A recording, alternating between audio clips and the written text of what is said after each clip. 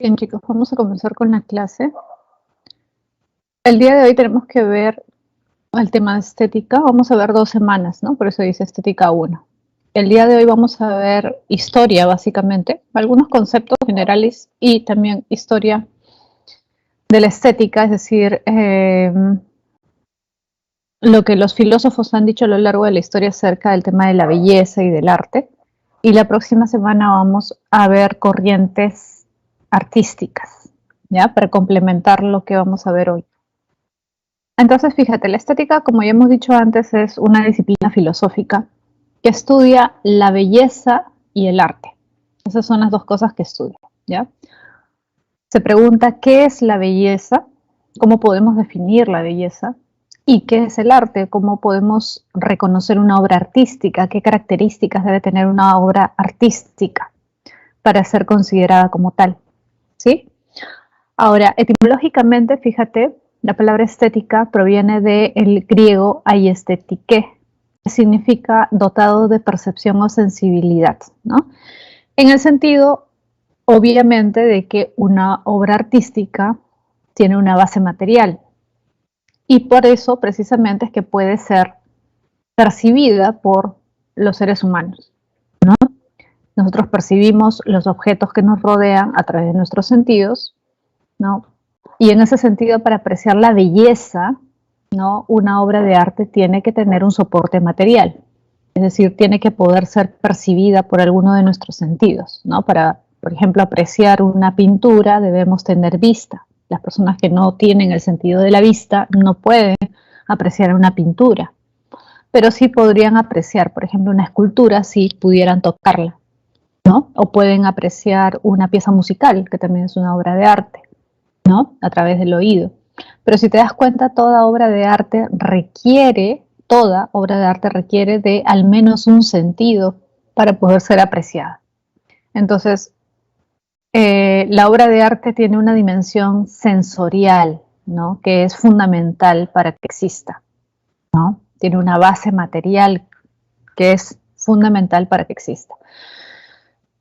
Ahora, ya dijimos que la estética es la rama de la filosofía o la disciplina filosófica que estudia el arte y la belleza. Esto es muy antiguo, ¿no? Desde Platón, incluso Sócrates, ¿no? Sócrates, Platón, Aristóteles, ellos ya se plantearon qué era la belleza, ¿ya?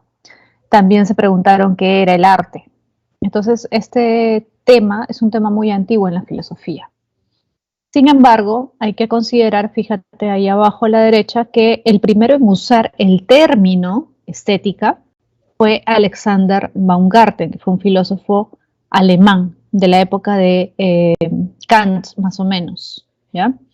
Alexander Baumgarten va a sostener que, va a ser el primero en usar el término estética y digamos que va a ser el primero en delimitar, ¿no? El área de la estética, porque antes, como te decía, ya se había planteado el tema, pero no se había abordado como una disciplina, digamos, ¿no? El primero en abordarla como una disciplina es este filósofo alemán, ¿ya? Ahora sí vamos a ver la historia de la estética, es decir, qué dijeron o qué han dicho los filósofos a lo largo de la historia acerca de la belleza y el arte, ¿ya? Fíjate, Platón es el primero en realizar una reflexión más o menos profunda acerca del arte y la belleza, ¿ya? Sócrates lo menciona, pero recuerda que Sócrates, o sea, lo que nosotros sabemos acerca de Sócrates es básicamente lo que está en las obras de Platón, ¿no? Y se sabe que en el caso de Platón él sí profundiza en el tema, ¿no? Sócrates lo menciona, pero Sócrates sí llegó a profundizar más. Ahora, ¿qué dice Platón acerca del arte? Él dice que el arte es imitación. En griego, mímesis, ¿ya? Mímesis es la palabra griega que se refiere a la imitación. El arte es imitación. El artista, por lo tanto, imita lo que ve, imita lo que percibe. Y esto podemos verlo claramente, por ejemplo, en las esculturas griegas, ¿no? Si tú ves las esculturas griegas siempre representan a alguien particular, ¿no? También hay esculturas griegas, evidentemente, que representan a los dioses, tal y como los griegos se los imaginaban, ¿no? Pero aparte de esta escultura religiosa, digamos, existe una gran cantidad de esculturas en la época griega que representan a personas particulares, ¿no? Por ejemplo, ¿cómo sabemos cómo era Platón, cómo era Aristóteles, cómo era Sócrates? Porque han quedado esculturas de ellos, han quedado bustos de ellos, ¿no? Que son los que usualmente se representan en los libros, ¿no? En los manuales de historia de la filosofía. Entonces era muy común la representación de personas conocidas en Grecia a través de la escultura.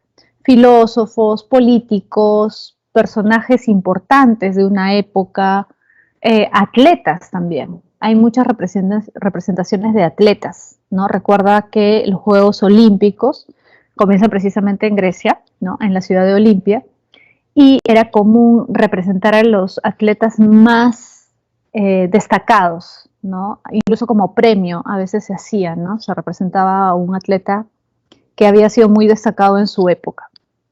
Y en ese sentido la escultura busca imitar a el modelo, ¿no? Es decir, la persona. Y por eso, decía Platón, se considera que un artista es bueno cuanto mejor representa su modelo, es decir, cuanto mejor imita su modelo, ¿no? En cambio, un artista, un escultor no es bueno si es que no logra imitar correctamente al modelo. Entonces, el arte fundamentalmente es imitación, dice Platón. Repito, ten en cuenta que en esa época digamos, las representaciones artísticas más comunes eran la escultura, la pintura también, pero sobre todo en vasijas, ¿no? En cerámica, digamos algo así como los huacos de acá, algo parecido pero en la cultura griega, y el teatro, ¿no? Esas eran digamos, las representaciones artísticas más importantes, más conocidas. Entonces, el artista copia lo que percibe, dice Platón, ¿no? Pero el tema o el problema es que lo que percibe el artista es un objeto o una persona o un ser particular, ¿no? Que puede ser bello. Por ejemplo, un atleta, dice Platón, ¿no? Un atleta puede tener una figura bella, un cuerpo bello, un rostro bello. Y el artista va a representar, ¿no? A ese atleta a través de su escultura, por ejemplo, un escultor, ¿no? Pero esa belleza del artista, perdón, esa belleza del atleta, ¿sí? Es una belleza individual, es una belleza imperfecta. Recuerda, para entender esta concepción del arte de Platón, tienes que recordar la división que él hace entre el mundo sensible y el mundo de las ideas. ¿Recuerdas? Platón dice, hay dos mundos, el mundo sensible y el mundo de las ideas. El mundo sensible, para Platón, recuerda, es falso o es secundario. ¿Por qué? Porque es como una sombra del mundo de las ideas, porque este mundo es corruptible, es temporal, acaba, todo se corrompe, todo se desvanece en este mundo, todo degenera. Por ejemplo, una persona bella, un atleta, con el paso del tiempo va a ir perdiendo su belleza. Un animal que tiene un momento de belleza plena también, conforme envejece, también va a perder su belleza. Entonces, todo lo que existe en el mundo físico, en el mundo material, tiende a degenerar, tiende a corromperse, ¿sí? Es, por lo tanto, imperfecto, perecedero, momentáneo, ¿sí? Temporal. Y en ese sentido es un mundo del que no podemos cogernos, digamos, agarrarnos, sostenernos para hablar de algo superior, de una belleza superior, ¿ya? Entonces, si la belleza en este mundo físico, material, es imperfecta, ¿no? ¿Dónde debemos buscar la belleza absoluta, la verdadera belleza? Platón va a decir en el mundo de las ideas. Las cosas bellas que percibimos en este mundo nos atraen porque de alguna forma nos hacen sentir, entre comillas, o pensar que hay una belleza superior, pero esa belleza superior nunca la podemos alcanzar físicamente, porque todo lo físico, ya dijimos, se corrompe, degenera, desaparece, ¿sí? Entonces, esa belleza superior, ¿dónde está? En el mundo de las ideas, no en ese mundo físico. Pero el problema es que el artista copia lo que percibe. Es decir, el artista toma como modelo no la idea de belleza, sino las cosas bellas particulares que él observa en este mundo. Por ejemplo, un animal bello, una persona bella, ¿no? Un hombre bello, una mujer bella. Esos son sus modelos, pero esa belleza de esos cuerpos siempre va a ser imperfecta, nunca va a ser perfecta, siempre va a ser temporal. Por lo tanto, lo que copia el artista es una copia de la belleza en sí, la belleza suprema, la belleza absoluta que está solo en el mundo de las ideas. Es decir, lo que es el artista es una copia de una copia. Repito, el mundo sensible para Platón era una copia del mundo de las ideas, ¿no? La belleza particular de una persona en este mundo es una belleza precisamente eso, particular y por lo tanto secundaria, ¿sí? Imperfecta. La belleza suprema no está en el mundo sensible, sino en el mundo de las ideas. Por lo tanto, el artista que copia un cuerpo particular está realizando la copia de una copia. ¿Te das cuenta? Y en ese sentido, el artista nunca logra captar la belleza plena, la belleza suprema, la belleza en sí. Por eso dice Platón, si tú le preguntas a un artista qué es la belleza, no va a poder responderte porque él no conoce la belleza en sí. Él conoce objetos bellos. ¿Puede hacer objetos bellos? Claro, un artista puede hacer una escultura bella, puede hacer una pintura bella, pero eso no significa que sepa qué es la belleza. ¿Sí? Ahora, ¿cómo podemos conocer la belleza en sí o cómo podemos captar, alcanzar la belleza en sí? Platón va a decir, lo que debemos hacer es separarnos de este mundo sensible, elevarnos al mundo de las ideas. ¿Y quién logra hacer eso? Recuerda, para él el filósofo, porque el filósofo precisamente es aquel que se dedica a la contemplación de las ideas o el que se dedica a indagar qué es lo que va más allá de lo material, lo que está por encima de lo físico, de lo material, de lo momentáneo. ¿Sí? El filósofo busca comprender lo universal, no lo particular. ¿Sí? En ese sentido, a pesar de que los artistas se dedican a crear obras artísticas, objetos bellos, el artista nunca alcanza un conocimiento de la belleza. El único que puede alcanzar ese conocimiento, y para Platón, es el filósofo. Ahora, Aristóteles, fíjate, plantea que el arte se produce de manera consciente. Esto, fíjate lo que dice ahí, ¿no? El arte es una actividad humana que se produce de manera consciente. Esto parece obvio, ¿no? Tú dirás, bueno, obviamente, pues un escultor, un pintor decide hacer una obra artística, es consciente de lo que está haciendo. Parece obvio, pero no es así, porque desde la época de los griegos, ya algunos tenían la idea de que el arte es una especie de posesión, divina, ¿no? Es decir, que recuerda la idea de las musas, ¿no? Que las musas nos inspiran, por eso existe la musa de la música, la musa de la poesía, la música del teatro, la musa, etc. No, perdón, la musa del baile, ¿no? Había musas para cada arte. Es decir, se consideraba que era una especie de inspiración la que guiaba al artista. Bueno, muchos consideraban eso, no todos, ¿no? O incluso que había una especie de locura, ¿no? En la creación artística. Por ejemplo, Platón hablaba un poco de esa idea, ¿no? De que el artista cuando crea una obra de arte es como que está poseído por la locura, ¿no? Y esta idea, si te das cuenta, también ha existido en otras épocas de la historia, ¿no? Por ejemplo, recuerdo, por ejemplo, esta idea de los poetas malditos, ¿no? Que eran, o del surrealismo, ¿no? De gente que realizaba obras artísticas de manera inspirada, inconsciente, dejándose llevar por sus sentimientos, por sus emociones del momento, ¿no? Y por eso muchos en ciertas épocas pensaban que el poeta, por ejemplo, era alguien especial, ¿no? Alguien que había recibido un talento especial, ¿no? De parte de Dios o de qué sé yo, ¿no? Esa idea ha sido muy, muy común.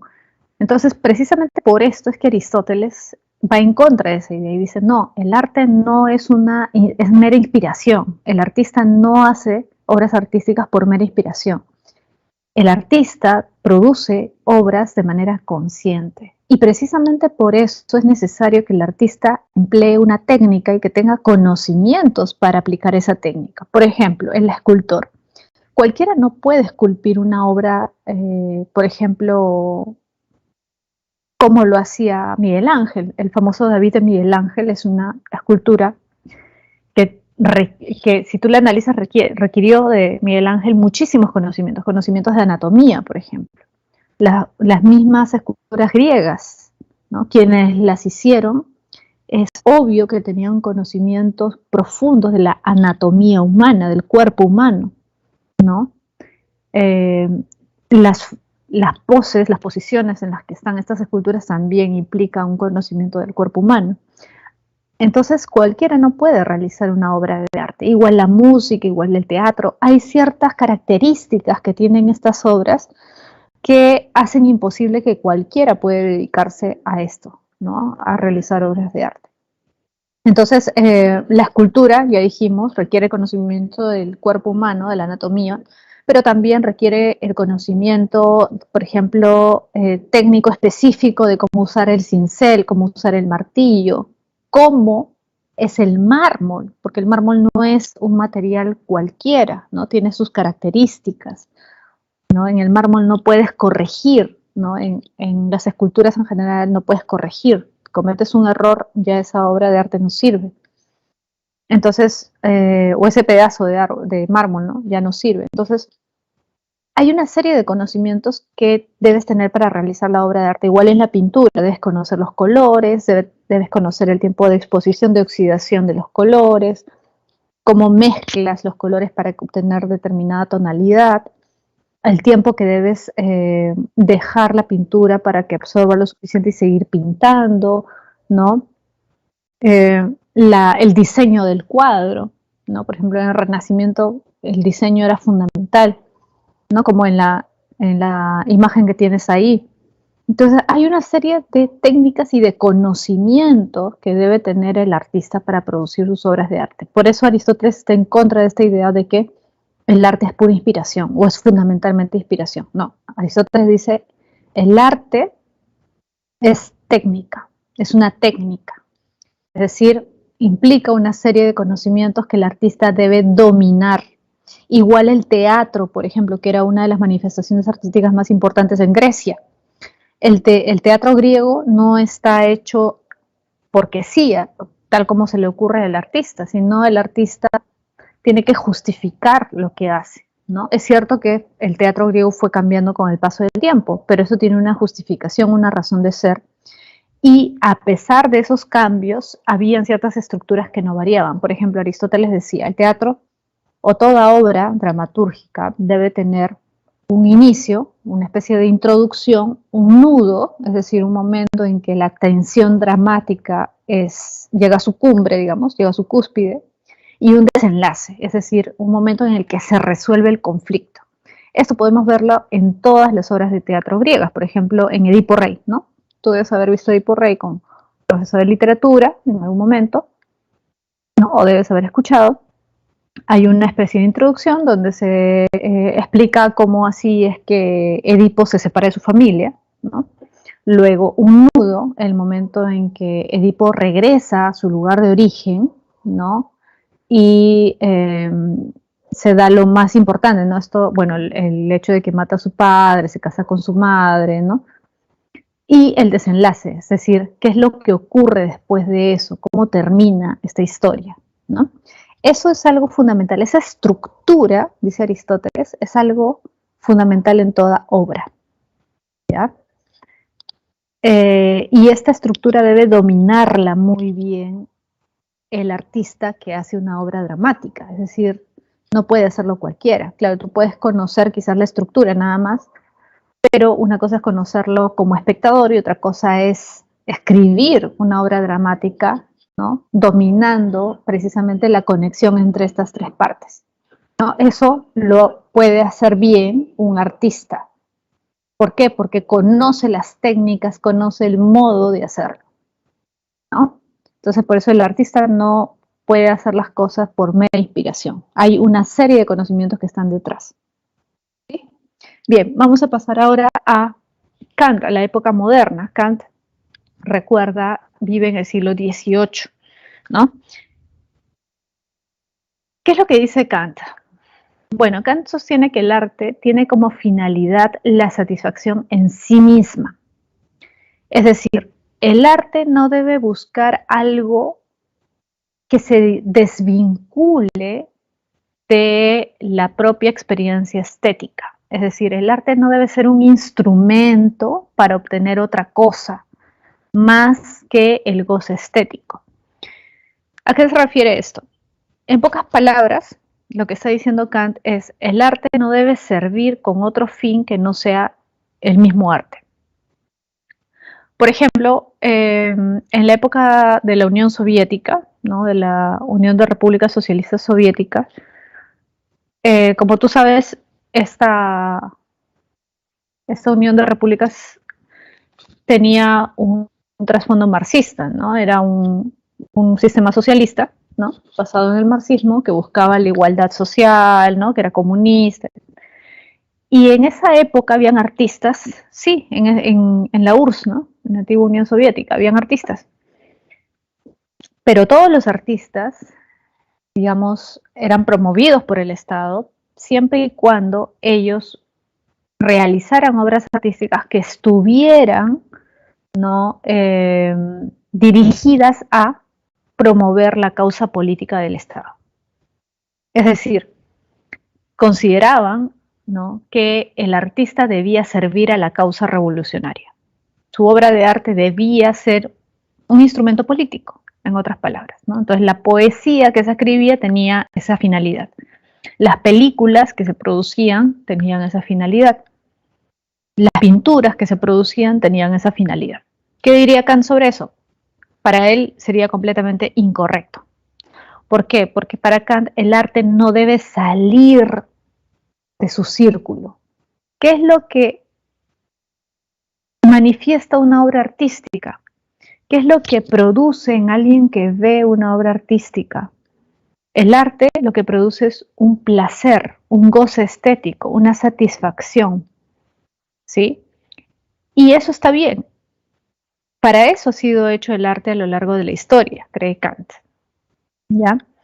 Entonces, usar el arte con otra finalidad, es decir, verlo como un medio, para Kant es equivocado. Por eso dice ahí, fíjate entre paréntesis, se asemeja al imperativo categórico, porque Kant ve al arte como fin y no como medio. Recuerden, el imperativo categórico, cuando hablamos de imperativo categórico estamos hablando de la ética kantiana. ¿Te acuerdas la ética de Kant? ¿Qué decía Kant sobre el bien o sobre lo bueno? Decía, una acción es buena cuando se realiza desinteresadamente, es decir, cuando no estás pensando en un objetivo, ¿no? ¿Recuerdas? Lo importante no es solamente hacer el bien, sino con qué objetivo lo haces. ¿Lo haces para obtener algo o lo haces de manera desinteresada?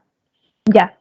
Si tú estás buscando una recompensa a tu acción, entonces tu acción no es buena. ¿Te acuerdas? Por ejemplo, yo ayudo al otro para que los otros me vean, las personas que están alrededor me vean y me admiren o piensen que soy bueno, ya. Entonces esa acción para Kant es mala, ¿sí? Porque busca una finalidad, tiene un objetivo que va más allá de hacer el bien, ¿te das cuenta? ¿No? O hago el bien porque quiero que Dios me premie, ¿no? O hago el bien porque creo en el karma, ¿no? Y sé que si obro mal, todo se me va a regresar, igual me va a ir mal. Ya, eso es una acción mala para Kant, porque estás haciendo el bien no por el bien en sí mismo, sino por lograr otro objetivo. Ya. Lo mismo ocurre con el arte. Kant dice, el arte debe ser un fin en sí mismo, es decir, no debe buscarse una finalidad fuera del ámbito del arte. ¿Se entiende? El arte, por lo tanto, no debe tener una finalidad política, una finalidad social, no.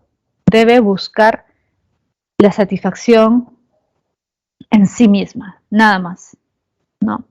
Ahora, la obra de arte debe pretender también la validez universal, fíjate ahí abajo, ir de lo particular a lo general. Esta universalidad tiene un componente subjetivo que se rige por el sentido común. ¿Qué significa esto? Esto es sencillo, simplemente lo siguiente, fíjate, cuando tú ves una película, por ejemplo, y dices, esta película es bella, es hermosa, es muy buena. O lees un libro y dices, este libro me encantó, es muy bueno, ¿no? O ves una serie, qué sé yo. Usualmente cuando te gusta mucho, ¿no? Tú le recomiendas a otra persona esa obra de arte, o eso que podríamos considerar una obra de arte. No dices, mira esta película, es muy buena, o léete este libro, que es muy bueno. Tú cuando haces eso, fíjate, estás asumiendo que el otro va a percibir lo mismo que tú, que el otro va a juzgar esa obra de la misma forma que tú. ¿Por qué? Porque asumes que tu juicio estético, es decir, tu opinión acerca de esa obra, tiene validez universal, es decir, que otros pueden ver lo mismo que tú has visto, que pueden valorar lo mismo que tú has valorado. ¿Te das cuenta? Y en ese sentido, esta obra particular, esta película que tú has percibido, que tú has tenido tu vivencia estética, digamos, ¿no? Con esa película, no va a ser algo meramente particular, no es algo que solamente te ha gustado a ti, sino que le puede gustar a cualquiera, porque consideras que esa obra en sí misma ya tiene un valor, ¿no? Que no es algo meramente personal, ¿se entiende? ¿Sí? No es que sea tu gusto personal nada más el que está ahí, sino que tiene ciertas características esa obra que pueden ser apreciadas por todos los demás seres humanos. ¿Sí? Entonces, por eso Kant dice, las mejores obras de arte son aquellas que logran captar el gusto de la mayoría, es decir, que logran que la mayoría las juzgue como bellas, donde casi no hay pues lugar a discusión, ¿no? Tú ves pues el David de Miguel Ángel y sería prácticamente imposible que alguien te diga, no, eso no es una obra de arte. ¿Te das cuenta? Ahora, esta universalidad, ¿de dónde surge? ¿O cómo así existe? Es decir, ¿cómo así una obra de arte puede ser apreciada por todos de la misma forma? Bueno, lo que dice Kant es que esta universalidad tiene un componente subjetivo, pero ojo, subjetivo, hay que tener cuidado, no se refiere subjetivo al hecho de que es para mí nada más, no. Subjetivo en el sentido de que surge del sujeto. El sujeto no en el sentido particular, sino el sujeto en este sentido de nociológico, ¿te acuerdas? Sujeto-objeto. Ya. Todos nosotros somos sujetos. Tú, yo, tu mamá, tu papá, tus amigos, todos somos sujetos, todos somos seres humanos. Y todos los seres humanos, dice Kant, tenemos la misma forma de comprender la realidad. ¿Te acuerdas la nociología kantiana, no? Para que haya conocimiento debe haber hay dos requisitos. Debe haber experiencia, pero también debe haber un orden de la razón. La razón humana debe ordenar los datos de los sentidos, ¿te acuerdas? Ya, pero la racionalidad, nuestra razón, no es una razón particular, sino que todos los seres humanos compartimos la misma racionalidad. Lo que él llama las categorías. Las categorías son como esquemas mentales, ¿no? Como el software, ¿no? Interno, ya. Ese software no es particular, sino que es general. Todos tenemos las mismas categorías mentales. Todos ordenamos la realidad de la misma forma. Y precisamente por eso, por ejemplo, existe una ciencia. Una ciencia en el sentido de que existen conocimientos científicos que todos nosotros podemos entender. Si todos ordenáramos la realidad de distinta manera, no podríamos entender la misma ciencia. ¿Te das cuenta? Los conocimientos científicos son unificados y todos podemos comprender esos conocimientos porque todos ordenamos de alguna forma la realidad de la misma manera.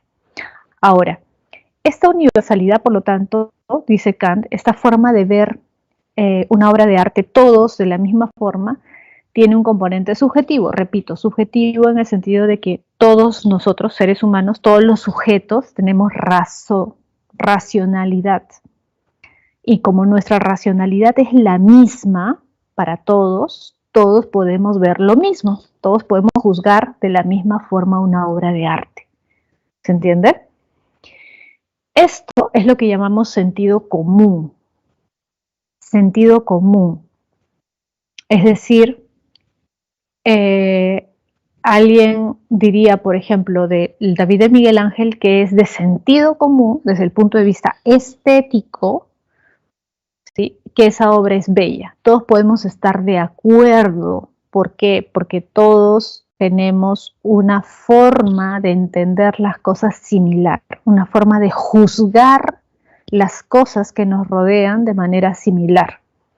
Y el arte también se basa en el juicio, es decir, en el juicio estético, en la valoración estética, ¿sí? ¿Por qué valoramos de manera similar o podemos valorar de manera similar una obra de arte? Porque todos compartimos la misma estructura mental, la misma racionalidad.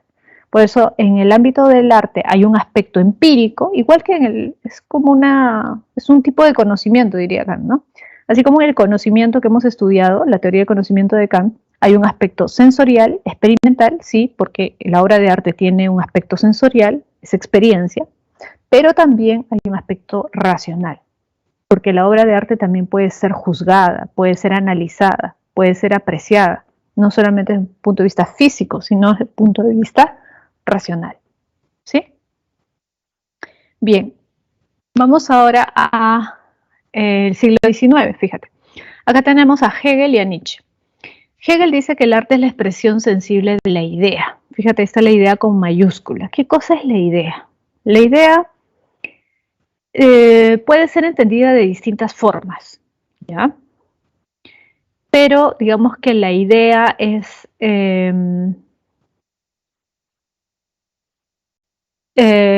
como una especie de Dios, por decirlo así. Bueno, Dios es una de las expresiones de la idea, ¿no? Es, un, es una forma en que el hombre logra conocerse a sí mismo, ¿ya? Hegel dice, recuerda, el hombre es un ser racional que busca la libertad plena, ¿te acuerdas? Cuanto más racional es el hombre, más libre es el hombre. Y esta búsqueda de la libertad se ha dado desde el inicio de la humanidad. ¿Sí? Si uno analiza la historia de la humanidad, vamos a ver que el hombre ha ido buscando y conquistando su libertad a lo largo de la historia a través de muchas formas, a través de la política, del arte, etcétera. ¿Ya? Ahora, una manifestación de la idea, ¿no? Una manera de tratar de alcanzar esta libertad es la religión. Porque la religión, más allá de que estemos de acuerdo, seamos creyentes o no, si te das cuenta, es una búsqueda por trascender este mundo físico o material. Es decir, es una forma de decir, no, yo no voy a acabar acá, yo no soy solamente cuerpo, yo soy algo más. Esta idea de que hay algo más, de que debe haber algo más, es algo fundamental, dice Hegel. Y es algo importante. El hombre no creó la religión porque sí, sino por esa búsqueda de algo más, es decir, de que su existencia, de afirmar que su existencia no es meramente material, sino que hay algo espiritual, hay algo más que trasciende lo material. ¿Ya? El arte, de alguna forma, también hace eso. El arte también tiene un ámbito de libertad, por ejemplo, que precisamente le permite al individuo asumir que no es algo meramente condicionado, sino que también es un ser libre, que puede trascender. La filosofía, lo mismo. La filosofía también es una forma en que el hombre ha desarrollado su racionalidad, una forma de libertad. Ahora, estas tres formas, fíjate, arte, religión y filosofía, son formas en que la idea se manifiesta, ¿ya? Formas en que este aspecto del mundo que no es visible se manifiesta. En el caso del arte se manifiesta de manera sensible, porque las obras de arte son, ya dijimos, sensibles, es decir, dependen de una estructura material, de un soporte material. Una pintura requiere de un lienzo, requiere de pinturas. Una escultura requiere de mármol, por ejemplo, de bronce, de lo que esté hecho. La música requiere también de ondas sonoras, ¿sí? Entonces, toda obra de arte está ligada con lo material, inevitablemente. No puede haber una obra de arte que no tenga un soporte material. Por eso dice el arte es la expresión sensible de la idea. En ese sentido, la idea está atada todavía a algo sensible. Por eso el arte es la expresión, digamos, inferior de la idea. luego viene la religión y luego viene la filosofía. La filosofía es la superior. ¿Por qué? Porque la filosofía no depende de nada material y además es absolutamente libre porque es absolutamente racional. En cambio, la religión, el problema es que todavía ata al hombre porque el hombre muchas veces a través de la religión lo que hace es obligarse a sí mismo a realizar determinadas acciones por miedo a un castigo, ¿cierto? En el caso de la religión, por ejemplo, de la filosofía, se reflexiona acerca de lo que es lo bueno, lo malo, y se hace lo correcto, no por temor a un castigo, sino de manera absolutamente libre, como decía Kant, es decir, por propia convicción, por pura racionalidad. Y en ese sentido, la filosofía para Hegel es la manifestación superior de la idea, es decir, de este aspecto espiritual, no condicionado, no material que existe en el mundo. El hombre, a través de la filosofía, realiza ese ideal, digamos, de una racionalidad absoluta, de una libertad absoluta. ¿Ya?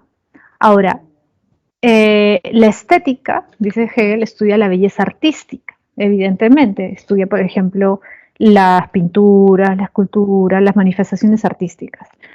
Pero también estudia la belleza del espíritu, es decir, una verdadera obra de arte no solamente debe ser atractiva desde el punto de vista sensorial, no solamente debe llamarnos la atención, atraernos sensorialmente, sino que una verdadera obra de arte para Hegel debe buscar manifestar una idea, debe mostrar un aspecto humano fundamental, como la libertad, por ejemplo.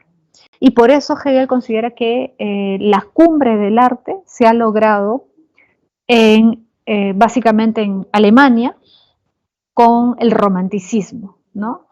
Entonces los artistas románticos en el ámbito de la pintura, de la escultura, de la literatura, por ejemplo, Goethe, recuerda, de la música, Beethoven, ¿no? de la pintura, Jacques-Louis David y otros, todos ellos, ¿qué tienen en común? Dice Hegel. Lo que tienen en común es que logran transmitir una idea, ¿sí? A través de sus obras de arte. Sus obras de arte no son representaciones particulares de las cosas, sino que buscan transmitir una idea que cualquier hombre puede captar, cualquier hombre en cualquier época, en cualquier lugar, puede no solamente sentirse atraído por esa obra de arte, sino entender qué es lo que está tratando de decir el artista, básicamente transmitir una idea, ¿no? ¿Y qué ideas son las que valora más Hegel? La idea de libertad, por ejemplo, ¿no? La idea sobre todo esa, la idea de libertad, ¿ya? Ahora, también tenemos a Nietzsche. ¿Qué dice Nietzsche sobre el arte? Bueno, dice que el arte surge del trance de lo dionisíaco. Ya. A ver, para entender la visión estética de Nietzsche hay que tener en cuenta, fíjate, esta distinción que él hace entre lo apolíneo y lo dionisíaco. ¿Te acuerdas, no? Que hablamos de eso? Para Nietzsche hay dos principios que rigen el mundo y que rigen la vida de los hombres, que son lo apolíneo y lo dionisíaco, ¿no? Le llama así por los nombres de dos dioses griegos, Apolo y Dionisos. Apolo, recuerdas, el dios del orden, de la armonía, de la prudencia, de la razón, ¿sí? Dionisos es el dios del vino, es el dios romano Baco, ¿no? El dios del vino, el dios del caos, del desorden, del placer, de la irracionalidad, ¿no? Recuerda las bacanales, ¿no? La irracionalidad. Entonces, fíjate, son dos dioses antagónicos, son dos dioses que representan valores completamente opuestos, pero que existen en cada aspecto de la vida humana. En todos los hombres, en todos los seres humanos rigen estas dos, digamos, dimensiones. ¿Sí? Todos los hombres tenemos un aspecto racional e irracional al mismo tiempo. La diferencia, lo único que ocurre, dice Nietzsche, es que usualmente este aspecto irracional, oscuro, lo ocultamos, no lo manifestamos usualmente, tratamos de no manifestarlo, pero eso no significa que no exista, que no esté ahí. Si te das cuenta, eso es un poco lo que plantea Freud, ¿no? Acerca del consciente y el inconsciente. Y no es casualidad que Freud leyera a Nietzsche, ¿no? Entonces, estas dos dimensiones están en la vida del hombre, están presentes, aunque tratemos de ocultarla y negar sobre todo lo dionisíaco, está ahí, siempre va a estar ahí. Entonces, ¿qué hace el arte? ¿Por qué el arte es valioso para Nietzsche? ¿Sí? Si había algo que valoraba Nietzsche, incluso más que la filosofía, era el arte. La filosofía incluso Nietzsche la critica porque es absolutamente racional, es precisamente apolínea, ¿no? Pero Nietzsche va a decir, el arte es valioso porque el arte, el mejor arte es el que manifiesta ese aspecto dionisíaco de la vida que usualmente tapamos y ocultamos. La mejor obra de arte es aquella que expresa, ¿no?, ese aspecto dionisíaco del hombre, ¿no? Por ejemplo, las tragedias griegas. Nietzsche valoraba muchísimo a los trágicos, sobre todo a Sófocles, porque consideraba que eran los que mejor habían, a través del arte, mostrado este aspecto irracional que posee el hombre, ¿no? El mejor ejemplo es Edipo Rey, ¿no? Esta obra, ¿qué manifiesta? Manifiesta una serie de actos irracionales, pero posibles, ¿no? El asesinato del padre, el hecho de que se casara con la madre, que tuviera hijos con la madre, son actos racionales, si te das cuenta, ¿no? Pero son hechos que pueden darse, que podrían darse. Es más, desde una perspectiva psicológica, ¿no? Alguien podría decir, bueno, en el fondo lo que Sófocles quiere manifestar es que eso, a través de su obra, son deseos que existen, ¿no?, en todos los seres humanos. De ahí viene la interpretación de Freud del complejo de Edipo, ¿no? Nietzsche diría algo parecido, diría efectivamente, lo que está manifestando Sófocles es una parte irracional del hombre que usualmente ocultamos, pero él lo manifiesta a través de su obra de arte de tal forma que aquello que normalmente negamos podemos aceptarlo a través de la obra de arte. Es decir, podemos hablar de eso, entre comillas, hablar de eso, ¿no? Sin que nos choque, sin que sea algo desagradable, sino que más bien sea algo que nos llame la atención, que sea atractivo, ¿no? Porque a pesar de que es una tragedia y es triste, es una historia que nos conmueve, que nos llama la atención, que nos atrae, porque reconocemos en eso que le ocurre a Edipo algo de nosotros, ¿te das cuenta? Ese aspecto oscuro que todos nosotros tenemos, diría Nietzsche. Entonces, una verdadera obra artística tiene esa capacidad de mostrarnos ese lado oculto sin que sea rechazado, es decir, aceptándolo, ¿no? Siendo capaces de aceptar eso o de reconocer que eso es algo humano, que también es parte de lo humano. ¿Te das cuenta? ¿Sí? Por eso Nietzsche valora el arte, porque es el que puede, ¿no?, mostrarnos ese aspecto de la vida, incluso de manera bella, ¿no? Incluso una tragedia, por muy triste que sea, igual es una manifestación bella, ¿no?, de una posibilidad, de algo que podría ocurrir efectivamente en la realidad. ¿Sí? Pasamos a Adorno. Fíjate, Theodor Adorno habla del arte nuevo. ¿Qué es el arte nuevo? Vamos a ver eso la próxima semana. Es el arte del siglo XX, que aparece en el siglo XX, el arte que en esa época se conocía como arte contemporáneo, ¿ya? El arte nuevo, ¿por qué le llaman así? Porque es un arte que rompe con los esquemas clásicos, ¿ya? Que rompe con las categorías clásicas de belleza, es decir, rompe con la idea del arte griego, romano, renacentista. Los artistas comienzan a experimentar nuevas técnicas, por ejemplo, ahí viene el impresionismo, el surrealismo, el cubismo, ¿no? Todo eso lo vamos a ver la próxima semana, ¿no? Es decir, ya no intentan representar la realidad tal y como es decir, ya no intentan imitar la realidad. ¿Por qué? Ya no se esfuerzan por que la pintura se parezca lo más posible a lo real. ¿Por qué? Porque aparece la fotografía. La invención de la cámara fotográfica hace que este intento por captar la realidad con todos sus detalles sea absurda. Porque los artistas van a decir, bueno, pero si hay un aparato que lo hace, entonces, ¿en qué consiste mi trabajo como pintor, por ejemplo? Si un aparato lo puede hacer mejor que yo. Eso es una especie de crisis que se dio en el arte, ¿no? Es que los artistas comienzan a experimentar nuevas formas de hacer arte, ¿no? Sobre todo en el ámbito de la pintura. ¿Qué dice Theodor Adorno? Eso está bien, ¿no? Porque algunos comenzaron a criticar eso. Y él decía, pero el arte no tiene por qué ceñirse a ciertas reglas. Más bien, el arte se caracteriza, fíjate ahí, por ser emancipador, es decir, liberador y crítico.